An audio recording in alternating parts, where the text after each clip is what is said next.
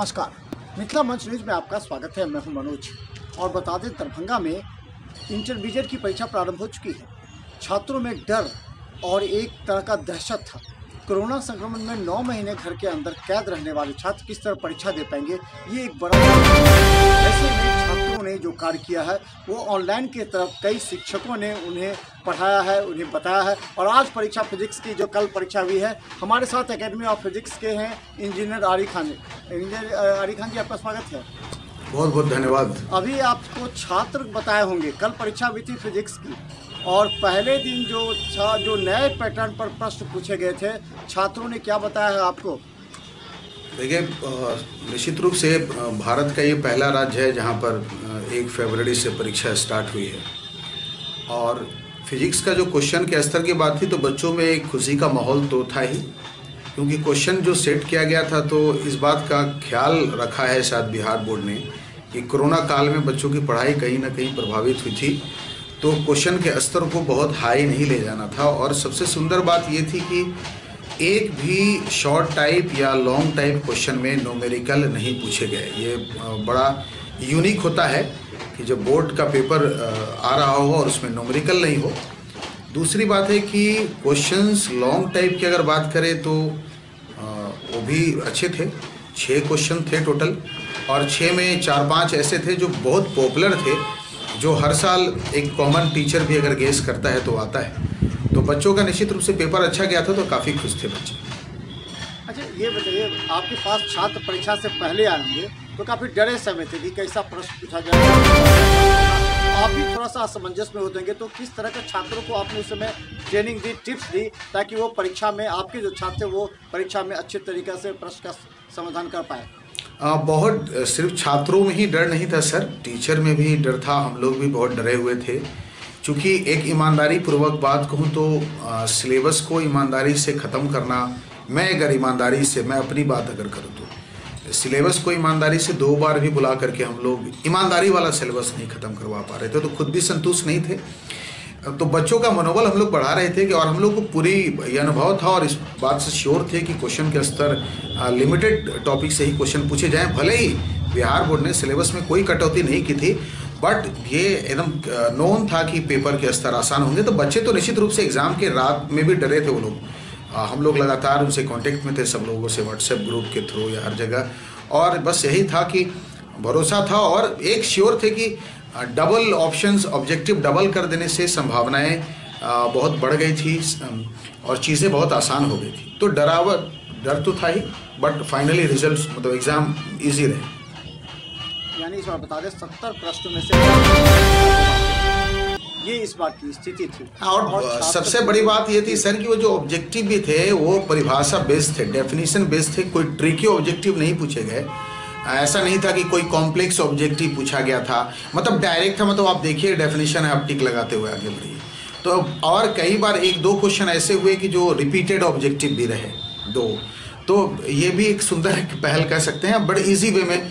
तो मुझे उम्मीद, और सबसे बड़ी बात ये थी कि कोई भी आप 35 क्वेश्चन कर सकते थे, ऐसा नहीं था कि कंटिन्यूटी में बनाना है। तो मुझे उम्मीद है कि ऑब्जेक्टिव्स भी बच्चों के अच्छे गए होंगे। अच्छा, एक चीज़ और ये अब सवाल उठता है, ये चले परीक्षा तो किसी तरह सरकार के नरम रवैये की वजह से छात्रों को बेहतर जाता है, लेकिन 2-3 महीना के बाद जो इंजीनियरिंग के एग्जामिनेशन होने हैं, जेई के होने हैं, फिर आपको मेडिकल के एग्जामिनेशन होने हैं, तो ऐसी परीक्षाओं के लिए छात्र अपने आप को कितना मेच्योर्ड और अपने आप को कन्फर्म समझ रहे हैं? सर, मैं सबसे पहली बात है कि मैं आपकी बात से सहमत नहीं हूँ कि सरकार का नरम रवैया। देखिए, एक सिंपल सी बात है, पहले ही बिहार सरकार को सिलेबस को 40% कट करना चाहिए था, और मुझे तो लगता है बिहार को 50% कट करना चाहिए था। यहाँ पर मूलभूत सुविधाएं नहीं थी, उनको लिमिट करना चाहिए था कि मैं ये 2 ही चैप्टर से, एक उदाहरण के लिए आपने मुझसे पूछा कि IIT का एग्जाम कैसे होगा। मतलब NTA बोर्ड डिसाइड करे, केंद्र सरकार HRD, कि हाँ भाई ठीक है, ये 3 टॉपिक जो फर्स्ट थे, इलेक्ट्रोस्टैट थे, ऑप्टिक्स थे और मान लीजिए करंट थे, इसी 3 से हम पूरे भारत के बच्चों का टेस्ट ले लेते हैं। तो टेस्ट तो परीक्षा है, उन 3 पेपर को ही पढ़ के परीक्षा दे दी जाए, उसमें जो टॉप करे, जो 10-12 हज़ार में आ जाए, वो IIT निकालेंगे। तो ऐसा कोई थोड़े कि हम पूरे के पूरे सिलेबस का टेस्ट लिया जाए, जो कोरोना काल है तो ये देखा जाए। तो देखिए, एक सिंपल सी बात है, सरकार को अपनी स्ट्रैटेजी बनानी होगी, और अगर IIT का एग्जाम है तो क्लियर सी बात है कि उसको वही सीबीएसई के वही सिलेबस जो 30% कटे हैं उसके बाद से ही पूछे जाएंगे। हाँ, चैलेंजेस तो है क्योंकि न्यूमेरिकल प्रैक्टिस नहीं है बच्चों के पास, लॉट ऑफ प्रैक्टिस नहीं है, डेप्थ पढ़ाया नहीं गया है ना। ऑनलाइन अभी भी हम लोग के बच्चे खास करके बिहार वगैरह के दिक्कत है ऑनलाइन क्लासेस में। तो आपने भी ऑनलाइन पढ़ाया होगा, आपने महसूस किया होगा, कई अभिभावकों से हमारी बात हुई है, उन्होंने कहा कि ऑनलाइन भले शिक्षक ने तो पढ़ाया लेकिन बच्चे उतना समझ आलस्य से गुजरे, सवेरे उठ नहीं पाते थे, क्लास सही तरीके से कर नहीं पाते थे, एक उनका बंद कमरे का जीवन रहा जो कॉलेज और कोचिंग में जाने के बाद जो होता है वो नहीं हो पाया।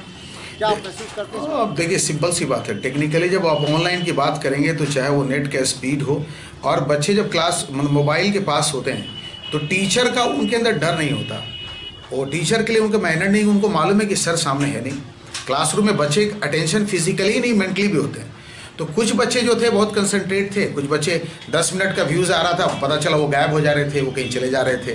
तो ऑनलाइन फ्रूटफुल था या है, बट उतना भी नहीं जितना ऑनलाइन के बारे में कहा जाता है, क्योंकि पेरेंट्स ये नहीं देखते कि क्योंकि आपको फिजिक्स की भी वीडियो भी देखनी है लाइव, केमिस्ट्री देखनी है, बायो देखनी है, तो इतनी वीडियो देखने के बाद बच्चे भी पिंस ऑफ होते थे और पेरेंट्स अभी भी उतना ऑनलाइन से फ्रेंडली नहीं थे। तो ऑनलाइन एक दिक्कत रहा है, फिर भी मुझे लगता है कि कोरोना काल में फ्रूटफुल तो ऑनलाइन रहा, बट हाँ बच्चे का जो कंसंट्रेशन है वो कम तो रहा ही है निश्चित रूप से। अच्छा, आप अपने छात्रों को जो इंटरमीडिएट एग्जामिनेशन दे रहे हैं वो परीक्षा से पहले आए होंगे, कितने इंपॉर्टेंट क्वेश्चन आपने दिया, क्या टिप्स दिया और छात्रों का क्या उसमें से कितने प्रश्न छात्रों को लड़ पाए, कितने छात्र संतुष्ट हो पाए? एक्चुअली सर बिहार बोर्ड और सीबीएसई में अंतर ये है कि बिहार बोर्ड में हम लोग बच्चों को हमेशा कहते हैं कि आप लास्ट के सिर्फ अगर 10 साल के क्वेश्चन पढ़ के चले जाओ तो सारे क्वेश्चन लड़ जाएंगे, और ये इस बार भी हुआ है। आज जो मैथ्स के पेपर हुए हैं उसमें भी हुआ है ना, केमिस्ट्री में भी वही होगा। तो बिहार बोर्ड में गेस करना थोड़ा आसान हो जाता है।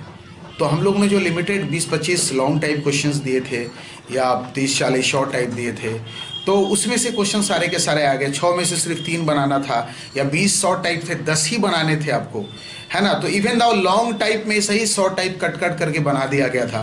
तो ओवरऑल लगभग सारे टीचर के गेस ठीक ठाक लड़े, और मैं पहले भी बता चुका हूँ कि फिजिक्स के पेपर उम्मीद से भी आसान आए थे, तो इसलिए गेस सबका ही लगभग लड़ा और पेपर सबके अच्छे गए। हाँ, ये डिपेंड करता है कि क्वेश्चन का जो लैंग्वेज में किस टीचर ने कैसी तैयारी कराई, क्योंकि कितना वर्ड में उसको लिखना था।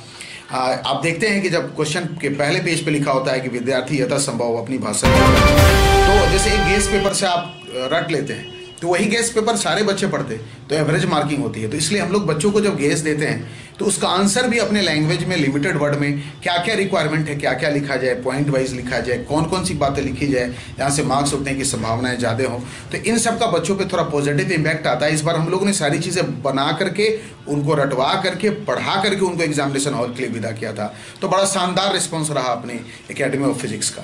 अच्छा, अब सवाल ये है कि अब 11th के छात्रों पर भी असर पड़ने वाला है, तो 11th के छात्रों को अब किस तरह पढ़ाना प्रारंभ किए हैं, कैसे छात्र अब कोचिंग की ओर आने लगे हैं, या उनमें और भी अभी थोड़ा सा कमी है, वो सोच रहे हैं कि क्या जाए, कैसी तरह का व्यवस्था अभिभावक के छात्र में? मुझे लगता है कि सर ये आपका अब तक का सबसे बेहतरीन सवाल है। मैं उम्मीद कर रहा था कि आप ये सवाल पूछेंगे। 11th के विद्यार्थियों के लिए बहुत चिंता की मैं बात बता रहा हूँ। बच्चे जब हमारे पास अभी आ रहे हैं तो मुझसे डायरेक्ट पूछते हैं कि सर 12th का बैच कब स्टार्ट होगा। मैं उनसे पूछता हूँ कि क्या तुमने 11th कर ली, बोलते नहीं सर अब तो 11th का टाइम चला गया। यकीन करें सर, अगर 11th बच्चों ने नहीं किया तो कुछ तो होगा 11th में, 11th के सिलेबस में कि एनसीईआरटी ने सिलेबस 11th का पहले डिसाइड किया, फिर 12th का किया। तो 12th पास करना एक अलग चीज़ है और नॉलेज और कंपटीशन क्रैक करना अलग चीज़ है। बहुत चैलेंजिंग होगा सारे टीचर के लिए कि जो बच्चे अब गाँव से आ रहे हैं वो इतना हड़बड़ी में है कि अरे अब मुझे 11th नहीं, मुझे 12th चाहिए। मैं उन बच्चों को आपके चैनल के माध्यम से संदेश देना चाहता हूं, अभी आपका समय नहीं गया है। अगर कोई आपको कहता है कि अरे आपका टाइम बर्बाद हो गया, बिल्कुल नहीं। आप मार्च तक अच्छे से 11th पढ़ें। और मैंने जो सर 12th के लिए स्टार्ट किया, जो बाहरी बच्चे हैं, मुझे नहीं मालूम कि उन्होंने 11th किया नहीं किया, तो इस बार पहली बार ये मेरे लिए भी एक्सपेरिमेंट है कि 12th से पहले मैं उनको बेसिक 11th पढ़ाऊंगा, मतलब एक तरह का इंटीग्रेटेड बैच, बेसिक 11th पढ़ा के तब फिर मैं 12th के सिलेबस को स्टार्ट करूंगा। लेकिन फिर भी ये बहुत ही बेहतर प्रक्रिया जी, बहुत बेहतर। मैं आपके माध्यम से प्लीज, क्योंकि मिथिला मंच न्यूज़ दरभंगा जोन का बहुत बड़ा न्यूज़ पोर्टल है, माध्यम है, चैनल है, कि जो भी पेरेंट्स सुन रहे हैं आप बिल्कुल नहीं घबराएं। जो बच्चे सुन रहे हैं, आपको लग रहा होगा अभी मैं 11th में 2 महीने में क्या पढ़ सकता हूँ, बहुत कुछ पढ़ सकते हैं। हम लोग बच्चों को 2 पैरेलल बैच दे रहे हैं। जैसे 11th के बच्चे जो अपने यहाँ पढ़ रहे हैं, हम लोग मैकेनिक्स के अलग बैच दे रहे हैं, साउंड के अलग बैच दे रहे हैं। उम्मीद है कि मार्च तक उनके सिलेबस कंप्लीट हो जाए। मार्च की एंड तक नहीं होगा, अप्रैल के फर्स्ट वीक तक, सेकेंड वीक तक। तो हर साल तो हम लोग अप्रैल में, जून में 12 की बैच स्टार्ट करते हैं। ईमानदारी से सिलेबस खत्म होती है, तो इस बार भी खत्म होगी।